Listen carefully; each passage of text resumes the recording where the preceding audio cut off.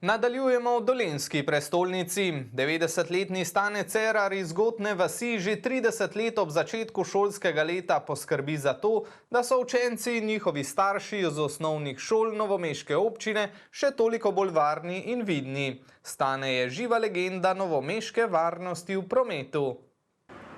Stane Cerar, sicer po rodu Belokranjec, je že leta 1954 postal šofer. Že davno se je govorilo o varstvu otrok na prehodih za pešce. K tej akciji sem pristopil, zdaj že čez 30 let sodelujem pri varstvu otrok. Sem prav srečen, da lahko pomagam. V vseh teh letih je skrbel za varnost pri Grmski osnovni šoli, v Birčni vasi, Podgradu, Dolžu, Prosnicah, zadnjih 18 let pa je nepogrešljiv ob začetku šolskega leta pri osnovni šoli Center v središču Novega mesta. Vedno je treba tudi nekaj sodelovati.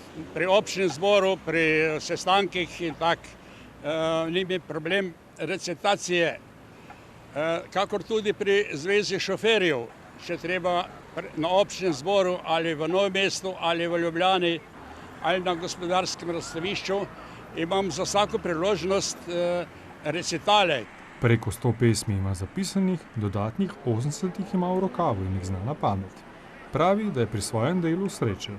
Prav srečen sem, da tudi zdravje mi služi. Zato rečem, hvala Bogu za ta čas.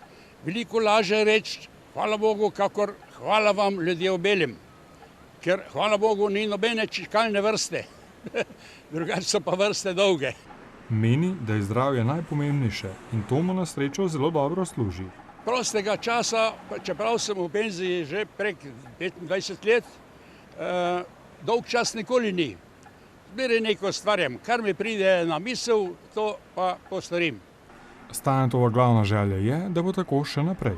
Za svojo prostovoljno, večdesetletno in zelo uspešno pomoč pri zagotavljanju varstva v prometu pa je ob tej priložnosti prejel tudi simbolno darilo s strani policijske uprave Novo mesto.